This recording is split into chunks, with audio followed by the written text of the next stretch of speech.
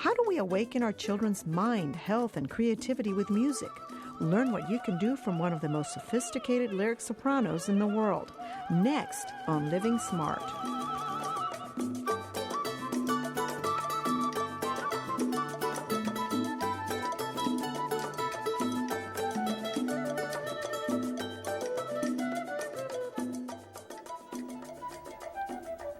Welcome to Living Smart, the show designed to help you get the most out of life.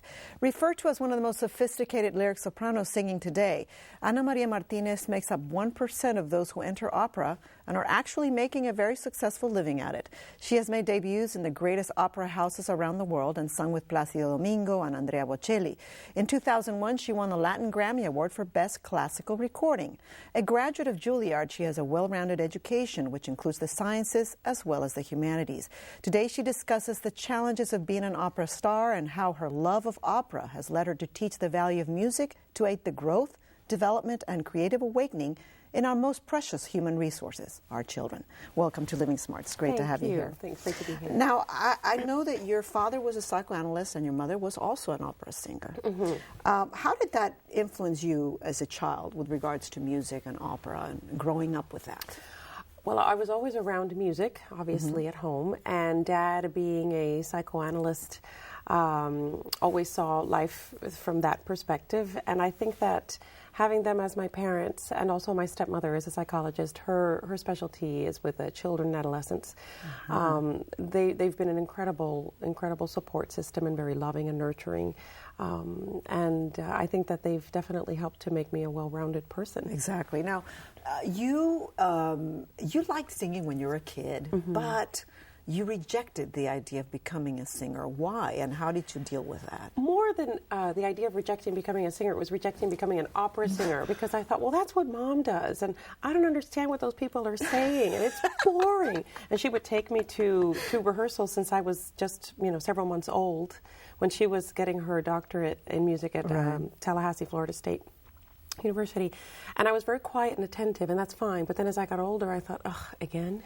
Right. But then I thought my thing would be more musical theater, more acting. Okay. And then I did 1 year of that at the Boston Conservatory of Music. And then I realized, no, my voice is really for classical music. Right. So then I transferred over and began my studies at Juilliard. So I started from scratch there as a voice major.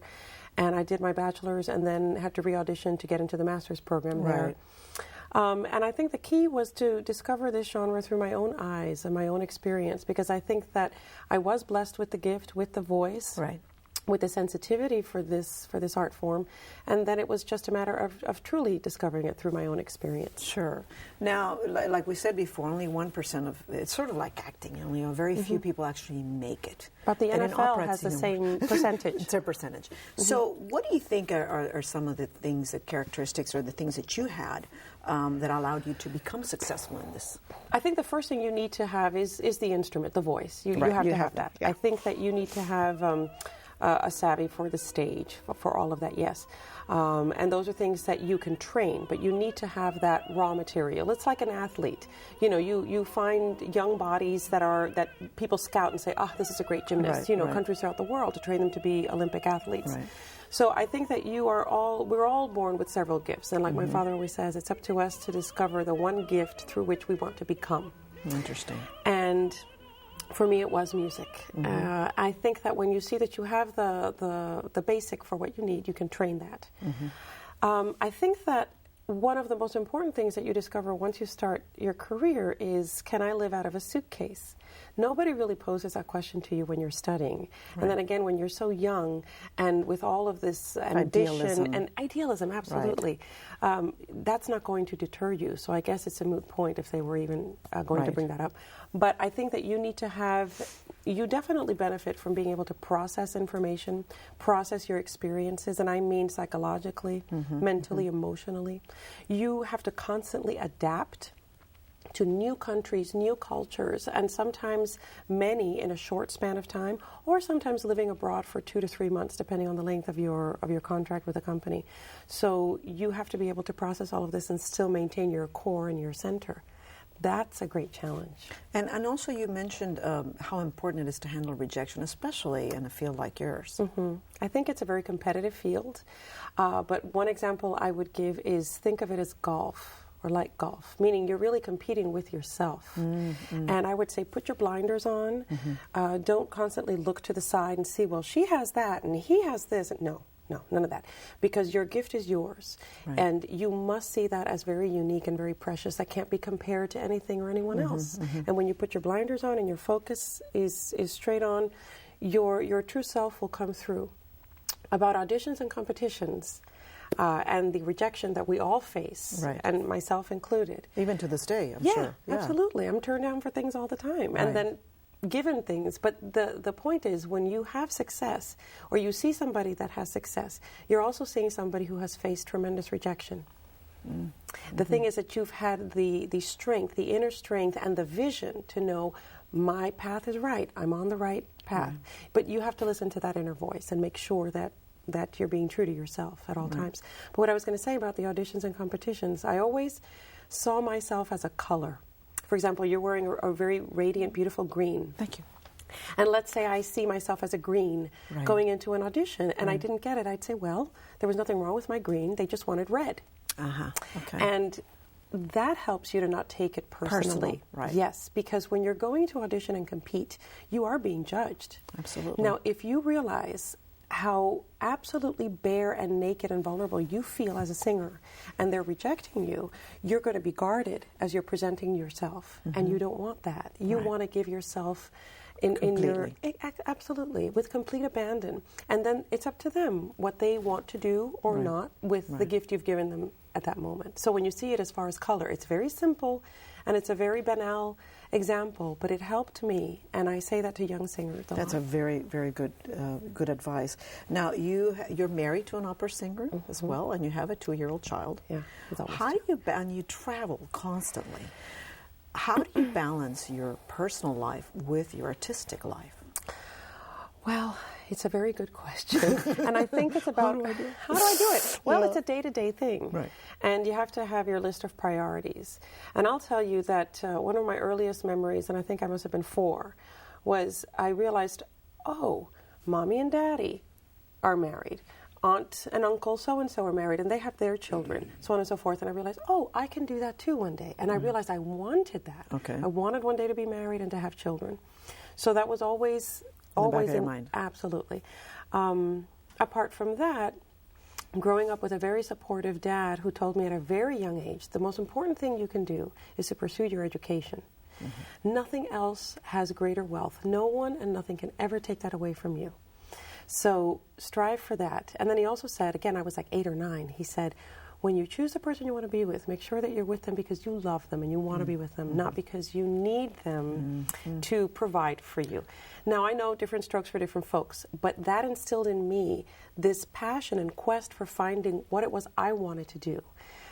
So that I always had that drive since that age. And that combined with knowing that I wanted a family, I think that I must have wired myself to say, okay, I need to make some sacrifices here and others there and try to make it work. And I know you travel a lot with your kid. Yes. I just came back from Moscow, and it was the first time I didn't take him, and it broke my heart. Right. But it was a very long trip, and it would have been very grueling for him, and he's almost 2, so he stayed with his daddy, and it was a few days.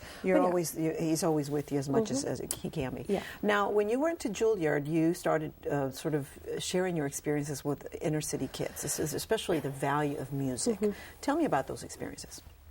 Well, I was part of this Gluck Fellowship, and what it meant was that you went to different places. It could have been that was one program where you went to hospital and hospices and nursing homes and shelters, and you gave your craft and your art to those people, and it was free to them. And Juilliard paid you towards your education. Then there was this performing arts outreach program, again through Juilliard, and we went to schools, and these ranged from kindergarten to 12th grade in high school, and a lot of them were inner city. And what we did was Hispanic Musical Journey was the name of our show. And we had percussion, we had piano, we had guitar, we had sometimes a baritone with us and myself. And then I would talk to the kids. So we performed for them some pieces that were classics and in Spanish, and others that were new compositions by composers in residence, students at Juilliard. Ricardo Llorca, who's very well known today, was a peer of mine at that time who wrote for us.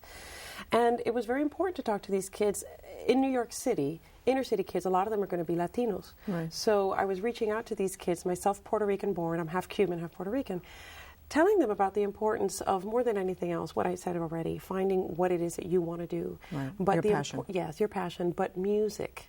And the beauty of that, and how we can connect, and how it can help us to express what we feel, much more than any word in any language can. And I think that they really absorbed it. Let's talk about music. I know that you have a 2-year-old, and you made him listen to music when he was in the womb. Yeah. What kind of music did you have him listen to? And I'm sure you still have him listen to music. Well, I was singing at the time, obviously. So he was listening to you no matter what. Yeah, he was stuck with that.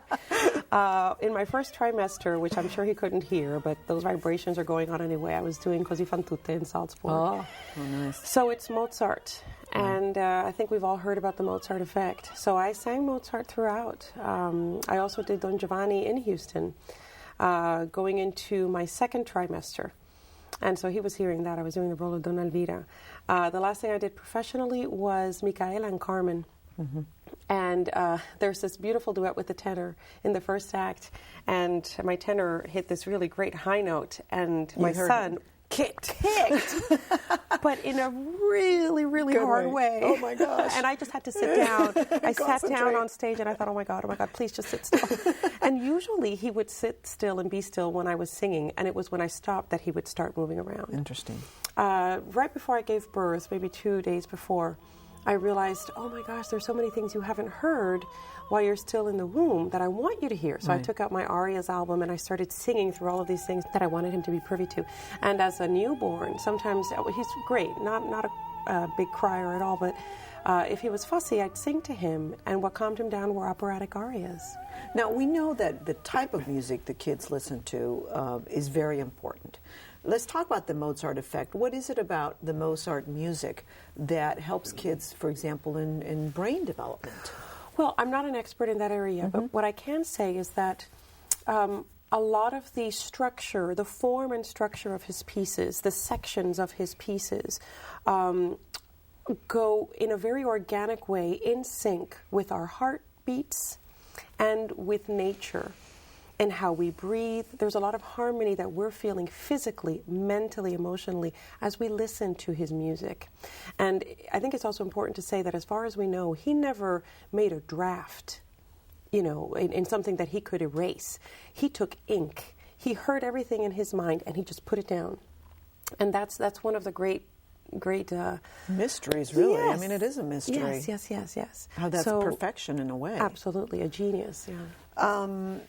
Music also has an impact on special needs kids, and you had we talked a little bit about Awakenings, and also your aunt, and how music was part of that healing process. Yeah, it's very interesting. I will say briefly, my father, when he was doing his training while in Florida, he did deal with a lot of patients that were in a catatonic state, and some of them were reacting to music, and he witnessed that firsthand. But he hasn't shared a lot of detail with me about that, but I know there's a lot of literature written on that subject. And I have an aunt who suffered an aneurysm, and thank God she's still with us. But at the time, she wasn't responding very well, and we were all quite nervous. And I stayed a few days with her in the hospital just to be by her side. And there was one day where she wasn't eating, and I got very nervous about that. I was trying to feed her, and there was no response. Then I started to sing to her one of the arias from Don Giovanni, just very softly, and she lit up. And all of a sudden, she just started to breathe a little bit deeper, and then to the rhythm of the music, she'd allow me to feed her. Wow. So I ran out and I told the doctors, and they were very, very interested in this, and I called my cousin, her daughter, and I said, bring over a little radio with a CD player, get this, and this CD, because I think that she's really responding.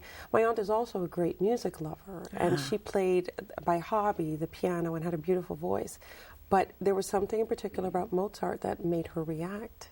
It's amazing, the Mozart effect. There's another effect, Enough Bach and the what the Greeks called the golden ratio, right? Mm-hmm. Tell me about that, and that has a lot to do with the impact of music and perfection. Well, it's quite an intricate subject, and I'll just try to brush on it. Sure. But we're talking about the number 1.618. And it is found in art, in nature, and sometimes in music and in life. It's a ratio. Mm-hmm. It's a ratio, and it's about length to width proportion, in particular to the rectangle. Mm-hmm. And it's the length and proportion of the length and width that is most pleasing to the eye. Wow. And you find it in nature. For example, if you have a tree, the length of the tree. Perfect looking tree or yeah, whatever. Exactly. Where the limb comes out and you start measuring it, That's eventually perfect. all the numbers will add up through your measurements to that number. And in music, you find it, in Bach in particular, when you start to just add the number of measures that he has in proportion to the length of the piece, and let's say the duration of the piece, you will get to the climax of that piece at what, when you do your calculations, would be 0.618 or 1.618. Da Vinci used it in particular in his Mona Lisa, but he studied this at length, and he called it divine proportion. Unbelievable. And I do urge people to look into it because it's a fascinating number that has perplexed scientists, mathematicians, historians, musicians, all of us, but it is something that we just gravitate towards. And with Bach, we don't know if he did it intentionally or not. And with a lot of artists, we don't know. But it's there nonetheless, and it's fascinating. Yeah. And what I love about it is that we are seeing math and nature and music, just seeing how together. it's all together. Yes. Perhaps that's why music can play such an important role in brain development. Absolutely, especially with math. Yes. Now, does it surprise you that schools that have music curriculum tend to create the greatest or the highest achievers in school? I can see that. I think that music definitely awakens certain parts of the brain activity and imagination and creative thinking that other things don't. And I know that a lot of schools really emphasize sports, and that's fantastic, and we need that. But we need music as well, precisely because of this. It will awaken other parts of the brain that, let's say you have a very quiet child or a child that's not quite understanding something. You expose them to music and you get them involved. They don't have to be proficient in any instrument. Just get them going with it. Right. It will awaken something in them that will trigger an understanding in other areas. And again, I specify math. For some reason, it will trigger that, and also in the sciences, and along with that, creative thinking. And I think that's the importance. It's not just, oh, this is a nice 45 minutes of a pastime. It's very useful, very, very important for their entire development as human beings. They say that opera has high-frequency stimulations. What does that mean exactly? It sounds kind of kinky, but... Or what it made me think of is how many people have asked me, oh, can you shatter glass when you sing? You know, I think, well, definitely... a high frequency you're going to have in the higher pitches. Instruments and voices that can go higher is going to be a faster vibration that's going to get to you a lot faster and a lot more direct. One really cool thing about opera is that it's the only art form that unites all of the art forms together. And something else that's really neat that a lot of people don't realize is that we're not amplified. We can have an orchestra of 80, 90 musicians, sometimes less if it's a Rossini or Mozart opera. And then you're on stage, and you've got at least 2,000 seats in the house. If you go to a larger theater, you could have up to 4,000, and you're not amplified. So it's sheer human strength, sheer human power, again, like athletes. What I love about that is that in this day of technology, this kind of art form and this experience reminds us of what we're capable of, just with our beings. What we can do with our bodies, with our voice. Yes, absolutely. How does music develop emotional connections for children? Well, I can speak for myself. My parents and I came to New York City when I was 6 years old from Puerto Rico.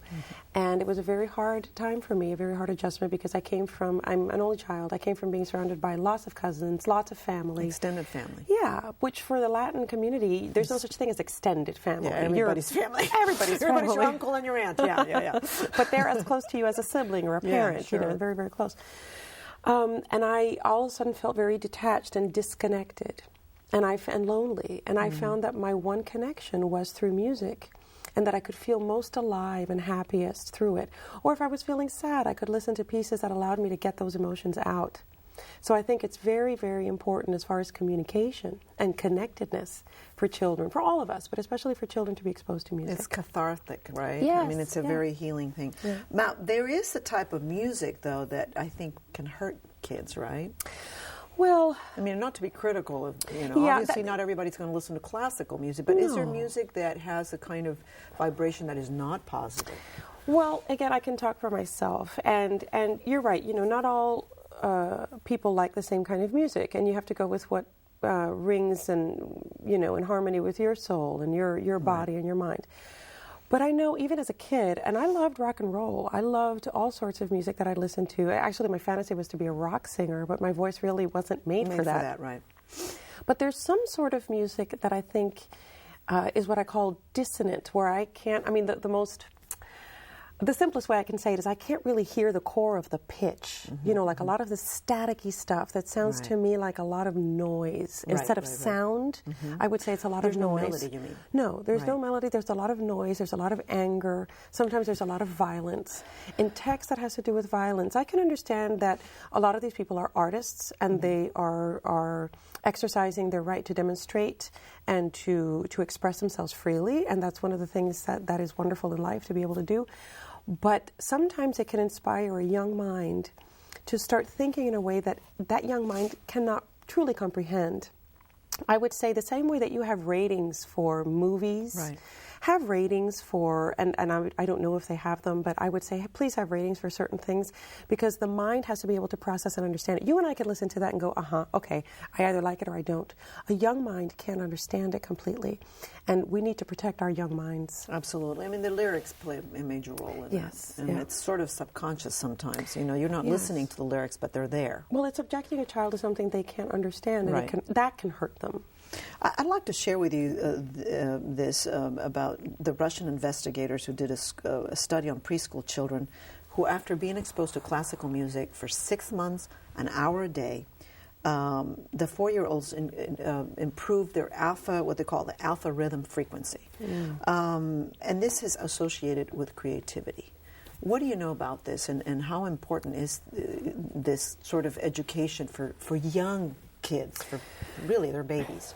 Well, I'd say as far as brain development and connection to the world and how we're going to see the world, as far as I know from my dad, the first 6 months of life are critical as far as how you're going to trust the world. Interesting. And so it's very important that you have, especially the mother or the person who's going to be that maternal figure present at that time. Ages infancy to age 6 is definitely how you're going to be wired to face the world. And that is when our brains are at their greatest for being sponges. Right. And for example, it's very important to expose children to multiple languages because they're soaking it up. With my child, I'm trying as much as I can to speak Spanish to him because he's going to get the English anyway. Absolutely. But he needs to know this, and he's combining both languages now, which is great. And you can listen to Italian, right, in the Exactly. opera. And sometimes, depending on the country German. we are, I will speak to him in the language of the country we're in. Right. And I just want him to soak it up. But going back to that question, I think that the younger that they start with this type of program and exposing the children, their brains are just going to, again, expand like a sponge, like I said, and they're going to be able to integrate this information, which then they can apply to everything that they're going to face in life that is going to challenge them. It's like giving them multiple resources for problem solving, for creative thinking, and I applaud them for doing this, and I hope that everybody else joins in. And we know for a fact that a fetus can learn from the music and can benefit from the music. We know that they womb. Respond. They definitely respond. Let's talk about classical music and stress. I understand that they have done studies on classical music healing stress. I feel it when I listen to it. There's something definitely, again, going into the rhythm of your breath, of your breathing, of your heart rate. We know that Mozart had this down pat, but there's something with the classical music. And I would say that there's some modern pieces that won't necessarily have that same effect. A lot of 20th century music can be very atonal, which I think is fascinating and wonderful, but it's not necessarily what we associate with the classics and classical music, which to the person who doesn't know a lot about music, is when they think of classical music, it needs to be tonal for them. But there are all sorts of music out there. Okay, well, how do you know you're living smart? The first thing I have to say to that is I need to listen to my inner voice. And on that note, I start by asking what is essential. And I go day to day, what's essential today? And that's changed a lot since I had a child. Making sure that his needs are met, that my family's needs are met. It's important to not take anything for granted. I find it very, very wonderful to say thank you every day to the world, make a list in my mind of what I'm grateful for. Those things help me to live a good life. Thank you so much, Ana Maria Martinez, for joining us. Thank you. And to learn more about this topic, go to our website. There you'll also find a complete resource list. You can also email us or call us with your comments at 713-743-8513. And that's our show for today. I hope you've enjoyed it. Remember to live smart. I'm Patricia Gras. Have a musical week.